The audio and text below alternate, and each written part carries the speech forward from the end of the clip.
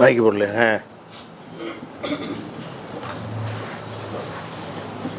Mic on பண்ணல.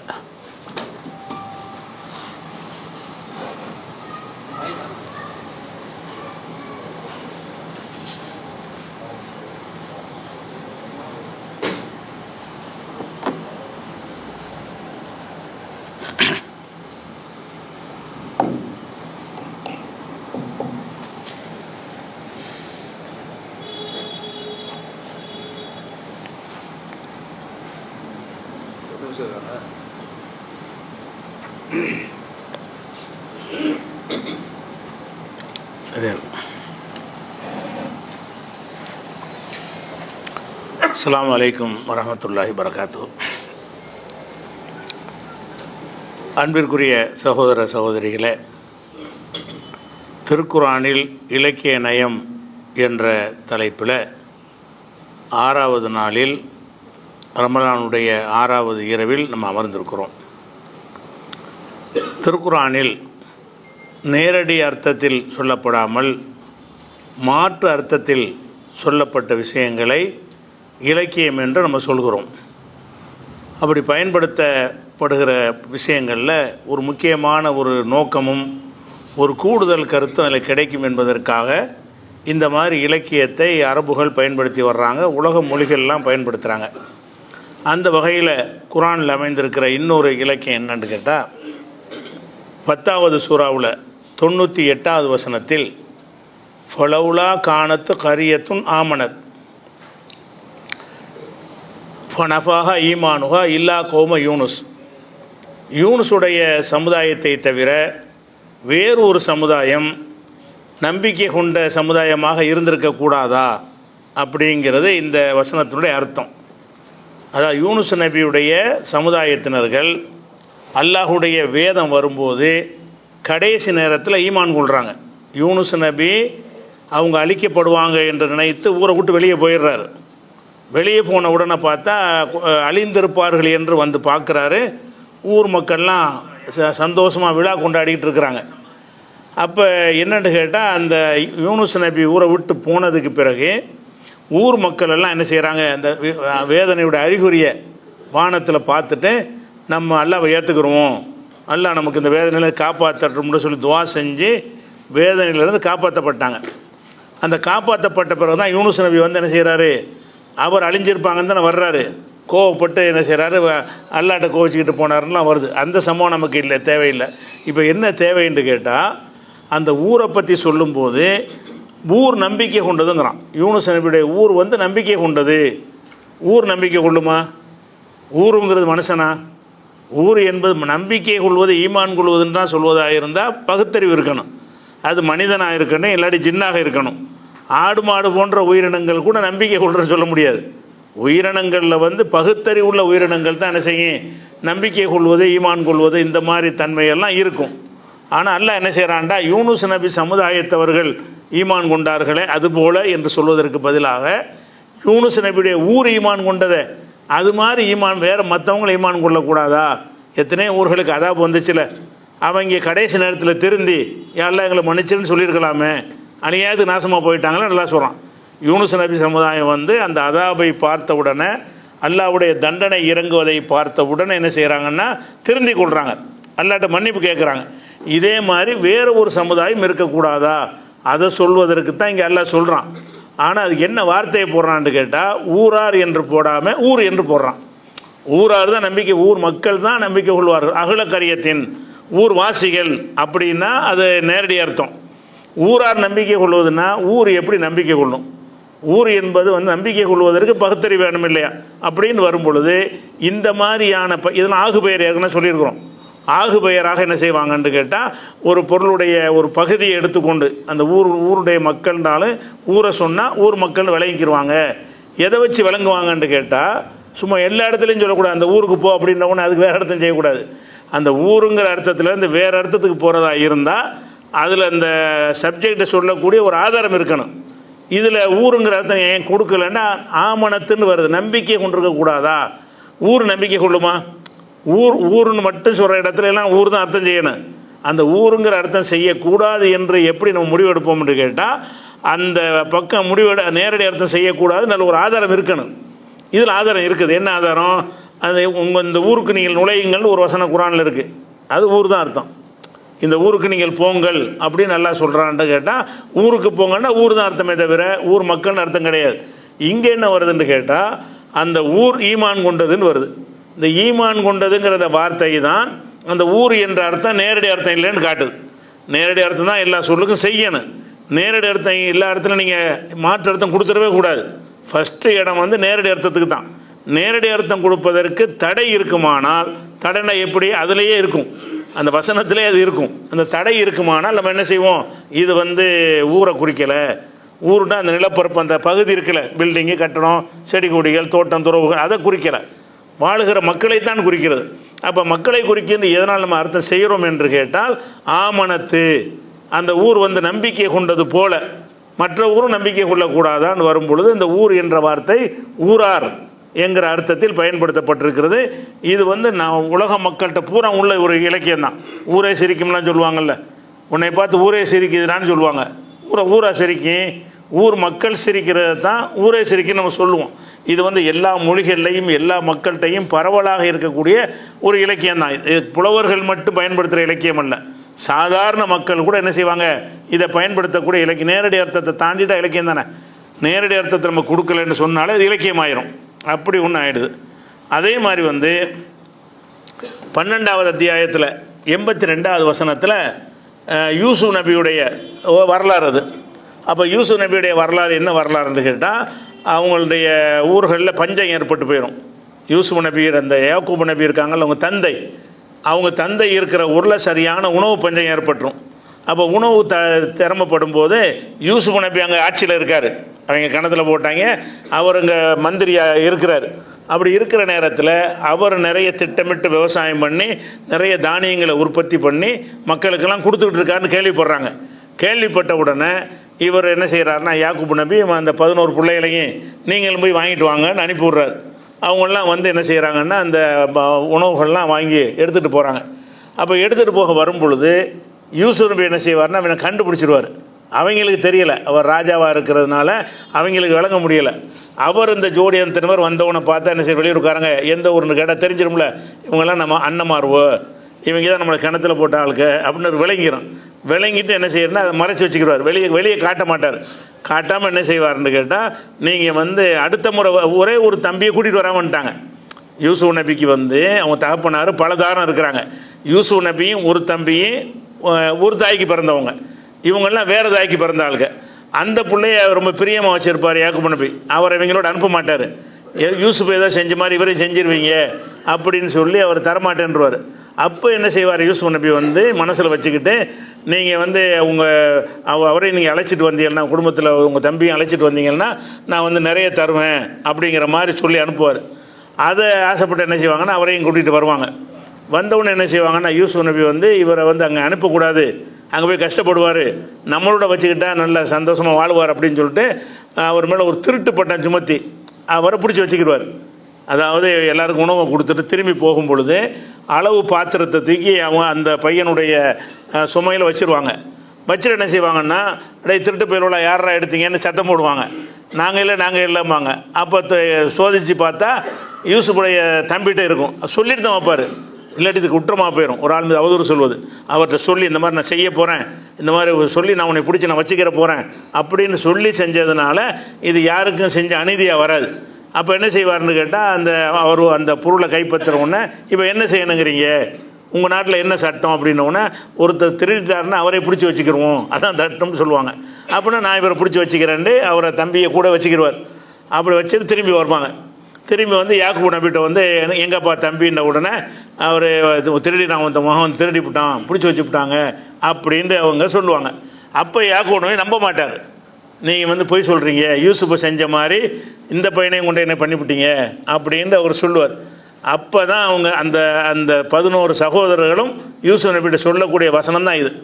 அவங்க சொல்லுவாங்க 12 பேர் 11 பேர் வசலில் கரியா, அந்த ஊரில் விசாரிங்க, அந்த ஊரை விசாரிங்கிறாங்க. ஊரே விசாரிக்க முடியும். வசலில் கரியத்தல்லத்தி குன்னாபிகா, எந்த ஊருக்கு நாங்கள் போனோமோ அந்த ஊரை விசாரிங்கள். அதில் வந்து நாங்கள் அந்த பையனை மிஸ் பண்ணிட்டோமா, திருடினானா ஊரே சாட்சியாக இருக்கிறாங்க. அந்த பையன் திருடும்போது ஒரு சபையில் வச்சு தானே திருடப்படுகிறது, எல்லாருக்கும் அறிவித்து தானே அவர் கைப்பற்றுறாங்க. அதனால் அந்த ஊரில் போய் கேளுங்க, அவன் வந்து ஊரே சொல்லும் அப்படிங்கிறாங்க. ஊரை கேட்க முடியுமா? அவர் யாக்கூப் நபியுடைய வாசகம் இது, வஸ் அலில் கரியா, அந்த ஊரை நீங்கள் கேளுங்கள். அல்லத்தி குன்ன ஊர் என்ன, ஊர் வாசிகள்னு அர்த்தம். ஊரை தான் கேட்க சொல்கிறாரு. ஊரை கேட்க சொல்லுதல்ங்கிற இந்த வார்த்தை வந்து ஊர் வாசிகள்ங்கிற அர்த்தத்தில் தான் பயன்படுத்தப்படுகிறது, எல்லாரும் விளங்கிக்கிறோம். அப்போ இந்த ஊருக்கு ஏன் ஊர் வாசிகள் அர்த்தம் செய்கிறோம், நேரடி அர்த்தம் ஏன் செய்யலை என்று சொன்னால், வஸ் அல் கேளுன்னு வருதுல்ல, அதான் அதுக்கு ஆதாரம். ஊரை போய் இப்படி கேட்குறது, ஊருக்கு போன்னு சொன்னால் ஊருக்கு நேர அர்த்தம் செய்யலாம், ஊருக்கு வான்னு சொன்னால் நேரடியாக அர்த்தம் செய்யலாம், அந்த ஊர் பெரிய ஊருண்டா நேரடியாக அர்த்தம் செய்யலாம், இந்த ஊர் சின்ன ஊருன்னு சொன்னால் நேரடியான அர்த்தம் செய்யலாம். அந்த ஊரை கேளுன்னா ஊரை எப்படி கேட்குறது, கேட்குறதுன்னா மனுஷன் தானே கேட்க முடியும். அப்போ அந்த ஊரை கேள் என்ற அந்த கேளுங்கிற வார்த்தையை வைத்து கொண்டு தான் நம்ம என்ன செய்யணும், அந்த ஊர் என்பதற்கு ஊர் மக்கள், ஊரை போய் கேட்க முடியாது, ஊரில் உள்ள மக்கள்கிட்ட கேளுங்க. அப்போ வஸ் அலில் கரியா, அந்த ஊரை நீங்கள் கேட்டு பாருங்கள். எந்த ஊரில் நாங்கள் அந்த உணவுப் பொருளை வாங்கி வந்தோமோ அந்த ஊரில் கேட்டு பாருங்கள். அவங்கெல்லாம் சொல்லுவாங்க உங்கள் கடைசி பையன் திருடிட்டான்னு சொல்லுவாங்க. ஏன்னா பகிரங்கமாக தானே குற்றச்சாட்டு சுமத்தி அவர் பிடிச்சி வச்சுக்கிறாங்க.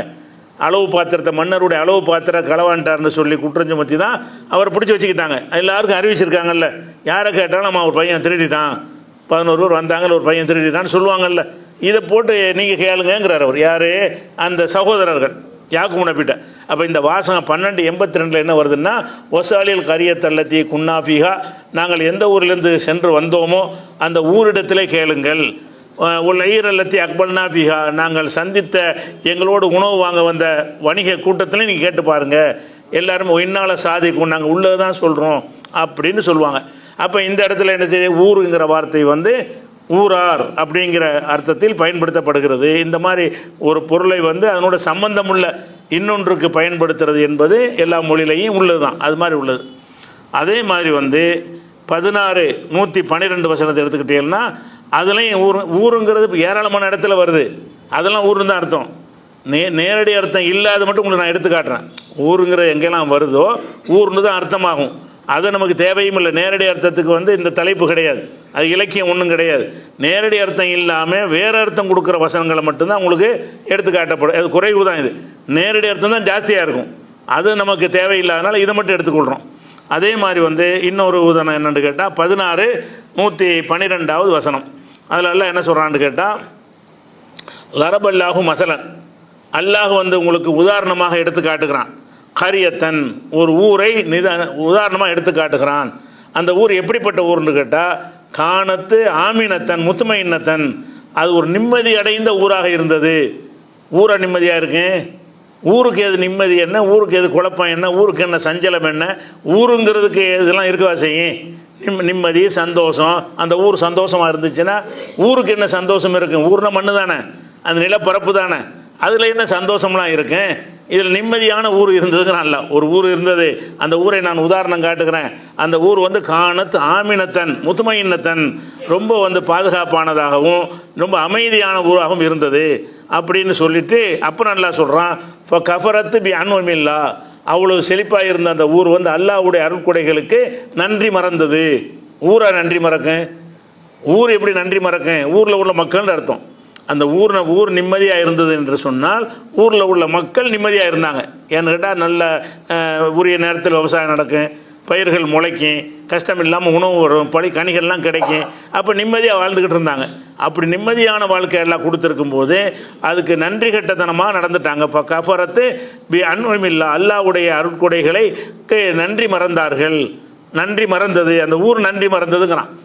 ஊர் நன்றி மறக்குமா, ஊர் நிம்மதியாக இருக்குமானா இருக்காது. அப்போ இந்த இடத்துல ஊர் என்கிற வார்த்தைக்கு வந்து நேரடி அர்த்தம் கொடுக்க முடியலை. ஏன் கொடுக்க முடியலை, அந்த ஊர் வந்து நன்றி கெட்டு நடந்ததுன்னு சொல்கிறோம்ல அந்த வாசகத்தினால. ஊர் எப்படி நன்றி கெட்டு போகும், ஊர் வந்து ரொம்ப நிம்மதி அடைந்திருந்தது, மகிழ்ச்சியாக ஊர் இருந்ததுங்கிறோம்ல. 2 வாசகங்கள் இருக்குது. அந்த 2 வாசகமும் என்ன சொல்லுதுன்னு கேட்டால், இது வந்து ஊர் என்பது ஊரை குறிக்கவில்லை. ஏன்னா ஊருக்கு இந்த தன்மையெல்லாம் கிடையாது. ஊருக்கு வந்து நன்றி செலுத்துவதும் கிடையாது, நன்றி மறப்பதும் கிடையாது, நம்பிக்கை துரோகமும் கிடையாது, நிம்மதி மகிழ்ச்சியும் கிடையாது. இதுகளெல்லாம் வந்து மனிதனுக்கு உள்ள ஒரு தன்மைகள். மனிதனுக்கு உள்ள தன்மை அந்த ஊரோட ஜாயிண்ட் பண்ணுறது எதுக்குன்னு கேட்டால் அந்த ஊர் மக்களை குறிப்பதற்காக தான். இதில் விளங்கிடுவாங்களே எல்லாரும், விளங்கிடுவாங்க என்ற காரணத்தினால் என்ன செய்கிறோம்னா இந்த மாதிரி வார்த்தை பிரயோகத்தை எல்லா மொழிகள்லையும் உள்ளதான். இது இலக்கியத்தில் மாத்திரம் கிடையாது. அதே மாதிரி 21வது அத்தியாயத்தில் 6வது வசனத்திலையும் இதே வாசகத்தை, இதே ஊருங்கிற வார்த்தையை தான் சொல்கிறான். மா ஆமனத்து கபுலகும் மின் கரியத்தின், இதற்கு முன்னால் உள்ள ஊர்கள் நம்பிக்கை கொண்டிருக்கவில்லை. இவர்களுக்கு முன்னால் பல ஊர்கள் மா ஆமனத்து நம்பிக்கை கொண்டவர்களாக இருக்கவில்லை. நம்பிக்கை கொண்டவர்களாக இருக்கவில்லை என்று சொல்லாமல் ஊர் நம்பிக்கை கொள்ளவில்லை. ஆமனத்துன்னு வருது. ஆமனத்துன்னா நம்பிக்கை கொள்ளவில்லை. மா ஆமனத் நம்பிக்கை கொள்ளவில்லை. எந்த ஊரும் நம்பிக்கை கொள்ளவில்லை. நம்ம எதை அழிச்சோமோ, அழிச்ச எந்த ஊரும் ஈமான் கொள்ளலை. ஈமான் கொண்டிருக்கிற எந்த ஊரும் நம்ம அழிக்க மாட்டோம். ஒரு ஊரை நம்ம அழிச்சோம் என்று சொன்னால் அந்த ஊர் ஈமான் கொண்ட ஊராக இருக்கவில்லை, நம்பிக்கை கொண்ட ஊராக இருக்கவில்லை என்று சொன்னால் அதுக்கு என்ன அர்த்தம்? ஊரோட நம்பிக்கை சேர்க்கப்பட்டிருக்கு. நம்பிக்கை ஊருக்கு சம்மந்தப்பட்ட சொல் இல்லை. அதுவே காட்டுகிறது நீ வேறு அர்த்தம் செய்யின்னு. நம்மளை வேறு இடத்துக்கு திருப்புதல். அதுவே ஊருன்னு வந்திருக்கு, ஊர் அர்த்தம் செஞ்சு விடாத, ஊருன்னு இருக்கேன் மொழிபெயர்க்கும் கூட ஊராக இருந்தால் நம்ம அர்த்தம் செய்யணும். ஊர் என்ற அதில் இருக்கும், அர்த்தம் செய்யும்போது என்ன செய்யணும்? ஊரார் என்று தான் அர்த்தம் செய்யணும். ஏன்னு கேட்டால் அந்த ஊர் என்ற அர்த்தம் செய்வதற்கு அந்த மா ஆமனத்துங்கிற வார்த்தை, அதாவது நம்பிக்கை கொள்ளாமல் இருந்தது என்ற வார்த்தை தடையாக நிற்கிறது. இப்படி தடையாக இருக்கும். எந்த அர்த்தத்தை நீங்கள் இலக்கியத்துக்கு மாற்றினாலும் சரி, நேரடி அர்த்தம் செய்ய முடியாமல் அதில் உள்ள சில கருத்துக்கள் நுழைக்கப்பட்டிருக்கும். அப்படிங்கிற விஷயத்தை நம்ம பார்க்குறோம். அதே மாதிரி 21வது அத்தியாயத்தில் 11வது வசனத்தில் அல்லாஹ் சொல்லி காட்டுகிறான், கம் கசம்னா மின் கரியத்தின், எத்தனையோ ஊர்களை நம்ம அழித்திருக்கிறோம். இது மட்டும் இருந்தால் ஊர்னு சொல்லிட்டு போயிடலாம், ஊரை தான் அழிக்கலாமே. கம் கசம்னா மின் கரியத்தின், எத்தனையோ ஊர்களை நம்ம அழித்திருக்கிறோம். காணத்து லாலிமத்தன், அந்த ஊர் அநியாயக்கார ஊராக இருந்ததுன்னு சேர்க்குறான். அநியாயக்கார ஊராக இருந்தால் இந்த இடத்துல ஊர் அர்த்தம் செய்ய முடியாத, இந்த பாதி மட்டும் இருந்தால் ஊருன்னு செஞ்சிடலாம். கம் கசம்னா மின் கரியத்தின், எத்தனையோ ஊர்களை அழித்திருக்கிறோம். ஊர் அழிக்கலாம்ல. ஊர் அழிக்கிறதுங்கிறது ஊரையே குறிக்கிறதுக்கு தடை கிடையாது, நேரடி அர்த்தம் செஞ்சிடலாம். அந்த ஊருக்கு என்ன ஒரு அடைமொழி எல்லாம் கொடுக்குறான்னு கேட்டால் காணத்து லாலிமத்தன், அந்த ஊர் அநியாயம் செய்த ஊராக இருந்தது. ஊர் எப்படி அநியாயம் செய்யும்? அநியாயம்லாம் மனுஷன் செய்யக்கூடியது தானே. மனித ஜின் வர்க்கங்கள் தான் என்ன செய்வாங்க? அநியாயம் செய்கிறதுனா அல்லாஹ் எதை செய்யக்கூடாதுன்னா அதெல்லாம் செய்கிறது. அதெல்லாம் செய்கிறவர் யாராக இருப்பாங்கன்னா மனிதர்களாக தான் இருப்பாங்க. அப்படிங்கிறதுனால இந்த இடத்துலையும் 21:11 ஊர் என்று வருகிறது. ஊர் அநியாயம் செஞ்சதுன்னு வருகிறது. ஊர்லாம் அநியாயம் செய்யாது என்ற காரணத்தினால் ஊரார் அநியாயம் செய்தார்கள், ஊர் அநியாயம் செஞ்சதுன்னு இருக்கு. நம்ம என்ன அர்த்தம் செய்யணும்? ஊரார் அநியாயம் செய்தார்கள்னு சொல்லணும். அதுவும் மொழியில் உள்ளது தான். மக்கள் பேசுகிறதான மொழி. மக்களை இந்த வார்த்தையை பயன்படுத்தும் போது என்ன செய்யறோம்? அப்படித்தான் நம்ம செய்யணும். ஆறு ஓடுதுங்கிற மாதிரி தானே. ஆறு ஓடுதுன்னு சொல்லுவாங்க. ஆறு ஓடுதுன்னா ஆற்றுல தண்ணி தான் ஓடும். ஆனால் எல்லாரும் ஆறு ஓடுதுன்னா என்ன செய்வாங்க? ஆற்றுல தண்ணி ஓடுது. ஆறுன்னா அந்த அந்த பாதைக்கு பேர் தான் ஆறு. ஆறு ஓடாது, அதில் அது அப்படி தான் இருந்துகிட்டே இருக்கும். தண்ணி தான் அதில் ஓடும். அப்போ ஆறு ஓடுதுன்னு சொல்லும்போது நம்ம என்ன விளங்கிக்கிறோம்? தண்ணி ஓடுறது தான் அந்த வார்த்தையில் சொல்கிறாங்க. ஆற்றுல தண்ணீர் ஓடுவதைத்தான் ஆறு ஓடுகிறது அப்படின்னு சொல்கிறான்னு விளங்குறோம்ல. அந்த மாதிரி இதையும் விளங்கணும் அப்படிங்கிற ஒரு விஷயம். அதே மாதிரி 22வது அத்தியாயத்தில் 45வது வசனத்தில் கையும் என் கரியத்தின் அகலக்கனாக, எத்தனையோ ஊர்களை நம்ம அழித்திருக்கிறோம். இதுவரைக்கும் பார்த்தீங்கன்னா ஊர்னு அர்த்தம் செய்யலாம். கையும் என் கரியத்தின் அகலக்கனாக, எத்தனை ஊர்களை அழித்திருக்கிறோம். ஊர்களை தான் அழிக்கலாமே. ஒஹிய லாலிமத்துன், அந்த ஊர்கள் அநியாயம் செய்தன. ஊர்களை அழித்திருக்கிறோம், அந்த ஊர்கள் அநியாயம் செய்தனன்னு கேட்டால் ஊர் எப்படி அநியாயம் செய்யும்? அப்போ ஊர் அழிக்கலை, ஊர் மக்கள் தான் அநியாயம் செஞ்சாங்க. அவங்கள தான் அல்ல அழிச்சிருக்கிறான். ஊர் அப்படி தான் இருக்கிறது. ஊரில் உள்ள மக்களை தான் அழிச்சிருக்காங்கிறதுக்காக வேண்டி. அப்போ ஒஹிய லாலிமத்துன், லாலிமத்துங்கிற வார்த்தை, லாலிமத்துனா அநியாயம் செய்தது. அதாவது ஊர் அநியாயம் செஞ்சிச்சு. அப்போ கையும் என் கரியத்தின் அகலக்கனாக, எத்தனை ஊர்களை நம்ம அழித்திருக்கிறோம். ஒய்ய லாலிமத்துன், அது அநியாயம் செய்ததாக இருந்தது அப்படிங்கிற கருத்தை 22:45 வசனத்திலையும் 22:48 வசனத்திலையும் அதே வாசகமே இருக்குது. கையும் என் கரியத்தின் அம்லை துலகா ஒய்ய லாலிமத்துன், அநியாயம் செய்த எத்தனை ஊர்களுக்கு நான் அவகாசம் கொடுத்தேன் அப்படின்னு நல்லா சொல்கிறான். அநியாயம் செய்த ஊருங்கிற அந்த வார்த்தை வந்த உடனே, இந்த அநியாயத்தை சேர்த்த உடனே ஊருடைய அர்த்தம் என்ன மாறிக்கிறது? ஊரார்னு மாறிக்கிறது. ஊருங்கிற அர்த்தம் மாறுது. இப்படி எல்லாம் இருக்கிறது நம்ம பார்க்குறோம். அதே மாதிரி ரசூல் ஸல்லல்லாஹு அலைஹி வஸல்லம் அவர்களை மக்காவாசிகள் ரொம்ப கொடுமைப்படுத்தினாங்க. அதை ரசூல்லா இடிஞ்சு போய் இவ்வளோ அநியாயம் பண்ணுறாங்களே, இவங்கெல்லாம் மனுஷ ஜாதி தான் நாங்கள் நினைக்கிற அளவு